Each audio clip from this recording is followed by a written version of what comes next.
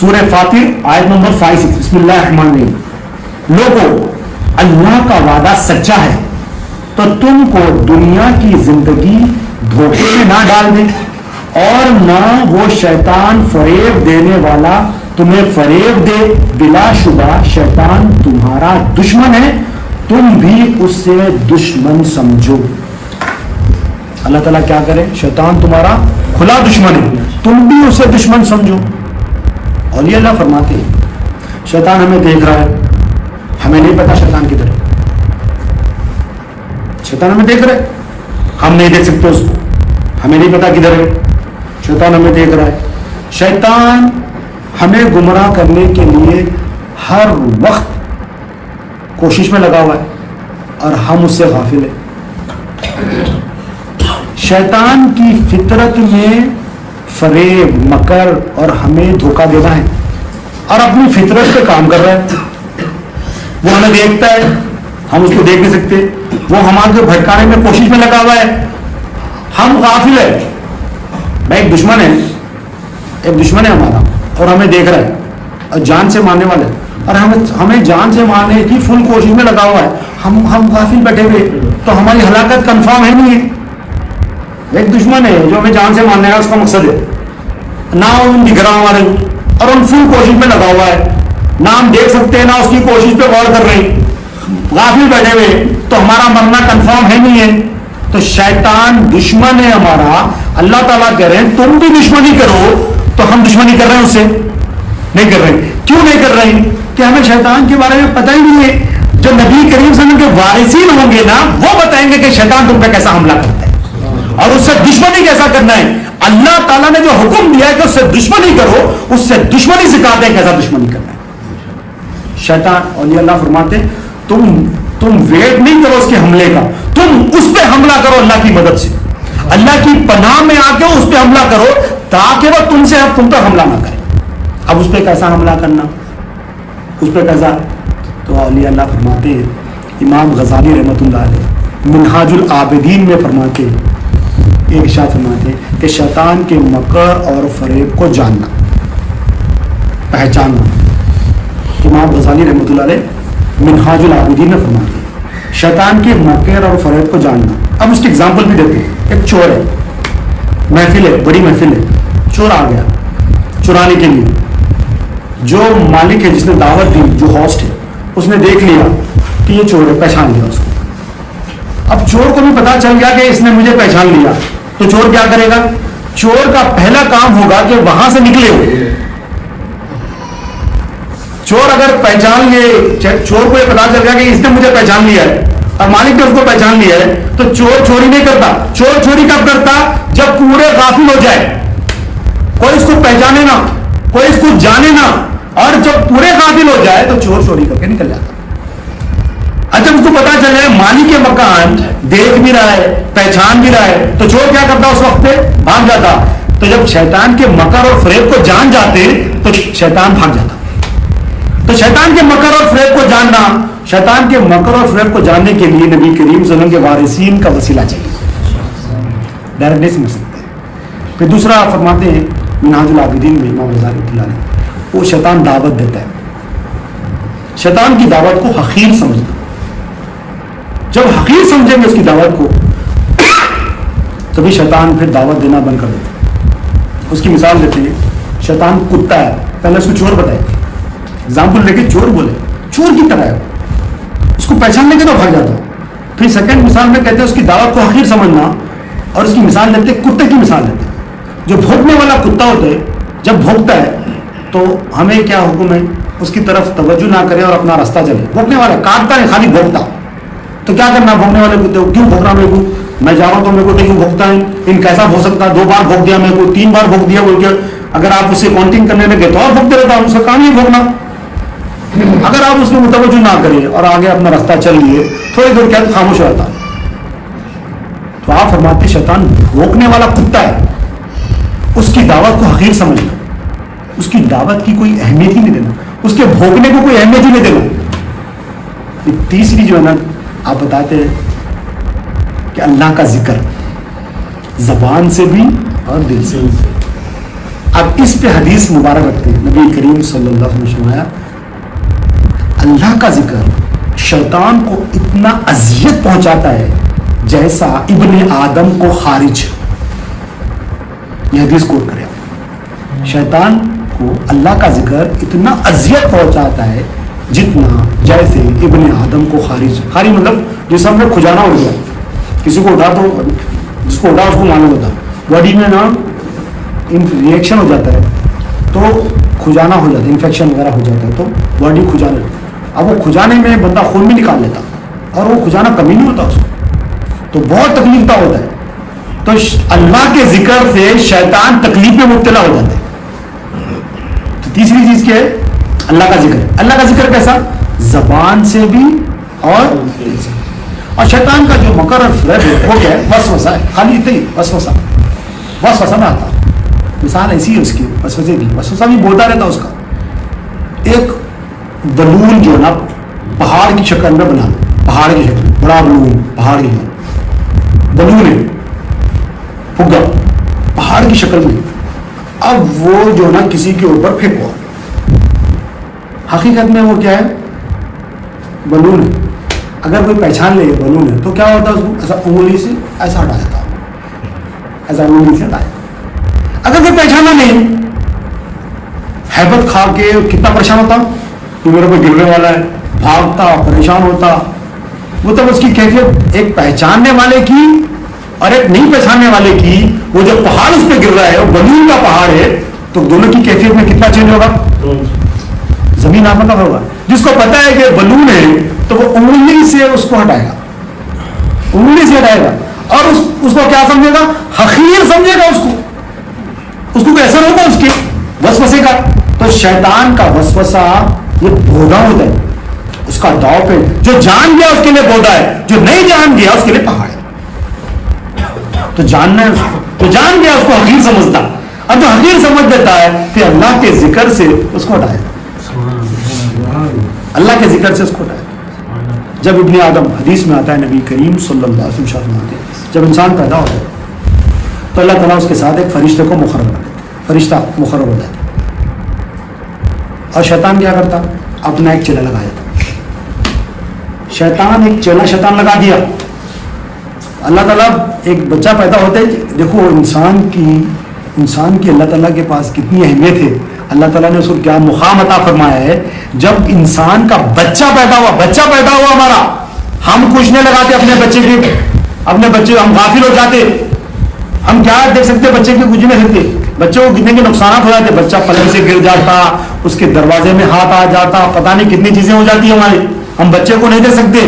مگر جب بچہ پیدا ہوا، انسان کا جب بچہ پیدا ہوا، اللہ تعالیٰ اس کے اہتمام ایک فرشتے کو مقرر کر. اور شیطان کیا کرا؟ ایک شیطان چیلے کو لگا دیا. حدیث میں ہے. اب جو فرشتہ ہوتا ہے سیدھے کان میں الہام ڈالتا ہے اور کان سے بات کہاں اترتی ہے؟ دل میں جانے کے دو راستے مولا بتایا، ایک کان سے اور ایک ہاتھ سے. اور وہ کان میں پھونکتا ہے تو مطلب اچھی باتیں ڈالتا ہے فرشتہ. اب شیطان کیا کرتا ہے؟ وسوسہ ڈالتا ہے. جو بری بات ہے وہ وسوسہ ہے. اچھی بات کیا ہے؟ الہام. بری بات کیا ہے؟ وسوسہ. الہام کس کی طرف سے ہوتا ہے؟ فرشتے کی طرف سے ہوتا ہے. اللہ تعالیٰ اپنی اچھی بات پہنچانے کے لیے فرشتے کو وسیلہ بنائے. اللہ تعالیٰ چاہے ڈائریکٹ پہنچا سکتے تھے، مگر یہ فرشتہ، حدیث کی روشنی میں ایک فرشتہ مقرر ہو جاتا ہے ہر انسان کے ساتھ. تو یہ فرشتہ کیوں بھائی ڈائریکٹ ہونا چاہیے نا سب؟ نہیں، ڈائریکٹ نہیں ہوتا. اللہ تعالیٰ کی سنت ہے کہ اللہ تعالیٰ وسیلے سے، اسباب سے کام کرے. اچھی بات پہنچانے کے لیے، الہام پہنچانے کے لیے فرشتے کو مقرر کرے. وہ فرشتہ سیدھے کان میں پھونکتا ہے، یعنی الہام کو دل میں پہنچاتا ہے، اور بائیں کان سے شیطان کا چیلا اور بری باتیں یعنی وسوسے پہنچاتا ہے. اب انسان کا دل جو ہے نا، اب دل کے اوپر بات ہے، یہ تصفیہ کرے. پہلے ہی بات ہے، اب دل سمجھے کہ یہ الہام ہے اور یہ وسوسہ ہے. یہ سمجھنے کی جو صلاحیت ہے وہ حاصل کرنے کے لیے نبی کریم صلی اللہ علیہ وسلم کا وارث تھے کہ یہ وسوسہ تھا یا الہام تھا. کیسا سمجھے بندہ؟ اس کے لیے کیا چاہیے؟ نبی کریم صلی اللہ علیہ وسلم. تو بندہ جب فیصلہ کرنے والا بن جاتا ہے تو وہ فیصلہ کب کرتا ہے؟ کوئی جج کب بنتا ہے؟ جج کرنا ہے یعنی فیصلہ کرنے والے کو جج کہتے ہیں. جج کب بنتا؟ پوری لا کے بارے میں پتا ہونا اس کو, پورا لا پتا ہونا اس جگہ کا, اس general land law of land پتا ہونا, اس لینڈ کا لا کیا ہے, اس زمین کا لا کیا ہے.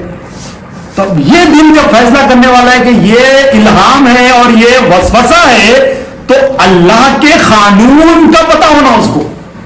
اللہ کا قانون کیا ہے؟ لا الہ الا اللہ محمد رسول اللہ. یہ اللہ کا یہ قانون کا پتا ہونا. جب قانون کا پتا ہوتا ہے, اور یہ ایمان, یہ قانون کیا ہے؟ ایمان ہے.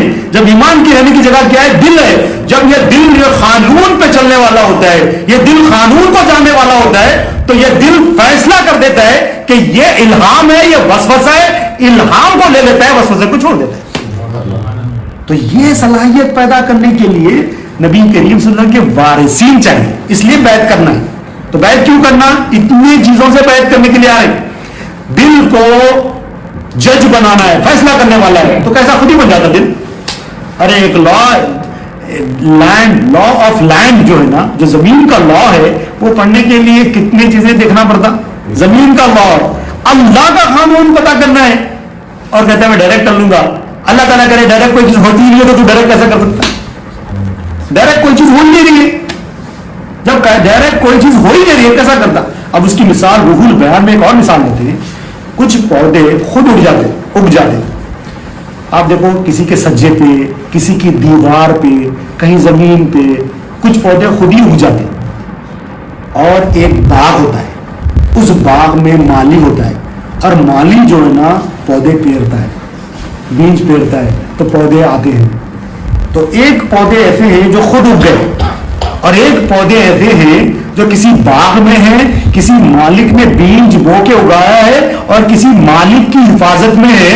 ان دونوں میں فرق کیا ہے؟ ان دونوں میں فرق وہی ہے, ایک نبی کریم صلی اللہ علیہ وسلم کے وارث کی صحبت میں بیٹھا ہوا ہے, ایک خود سے آگے بڑھنے کی کوشش کر رہا ہے. دونوں کا فرق کیا ہوگا دونوں میں؟ وہ جو خود سے پودا اگ گیا اس کی حفاظت میں نہیں ہو, اور ایک جو باغ کے اندر ہے وہ مالک کی حفاظت میں. اور جو خود سے جو اگ گیا وہ کب جا کے سوکھنے والا ہے کسی کو نہیں معلوم, کبھی بھی سوکھ سکتا ہے. مگر جب باغ میں ہے, مالک کی حفاظت میں ہے, وہ ہرا بھرا رہے گا کیونکہ مالک کی حفاظت میں. وہ جو پودا خود سے اگ گیا پھل دیتا نہیں دیتا نہیں پتا, اور یہ جو باغ کے اندر ہے کیونکہ اس کو دوا بھی مل رہی ہے, اس کو غذا بھی مل رہی ہے, یہ حفاظت کے اندر ہے, تو یہ پھل دے گا اپنے وقت پہ. اچھا وہ جو درخت جو خود سے اگ گیا اگر وہ پھل دے بھی دے تو اس پھل میں مٹھاس نہیں ہوگی, اس پھل میں کیڑے ہوں گے. آپ دیکھیں بیر کا درخت لے لیں, جو جنگلی بیر کا درخت ہے, یہاں پر بھی ہوتے ہیں. جا کے بیر کا درخت لے کے ایک بیر کھول کے دیکھیں کیڑا نکلے, کوئی ایک بیر بھی صحیح نہیں نکلا, کیڑے ہوں گے. وہی بیر کے درخت کسی باغ میں ہوں گے تو وہ جو بھی بیر لیں گے آپ وہ بیر کھا سکتے ہیں. اس میں مزہ بھی نہیں ہوگا, اس میں مزہ ہوگا. اس میں کیڑے ہوں گے, اس میں کیڑے نہیں ہوں گے, کیونکہ وہ ایک مالک ہے. اسی طرح سے جو اللہ کے ولی کے ساتھ بیعت کر کے صحبت اختیار کرتا ہے وہ حفاظت میں ہو جاتا ہے, اور وہ شر و شاداب ہوتا ہے, وہ بڑا ہوتا ہے, پھل دینے والا ہوتا ہے, اور مزیدار پھل دینے والا ہوتا ہے, اور مخلوق خدا کو فائدہ پہنچانے والا. اتنا فرق ہے, اتنا فرق. اور آپ تفسیر روح البیان میں فرماتے ہیں ایک کعبۃ اللہ ہے اور ایک حجر اسود ہے. کعبۃ اللہ ہے کہ حجر اسود. آپ فرماتے ہیں جو اللہ کا ولی ہوتا ہے, نبی کریم صلی اللہ علیہ وسلم کا وارث ہوتا ہے, وہ کعبۃ اللہ سے افضل ہے. کہ میں نہیں کروں, تفسیر روح البیان میں آئے. اور اس کا جو ہاتھ ہے وہ حجر اسود سے افضل ہے.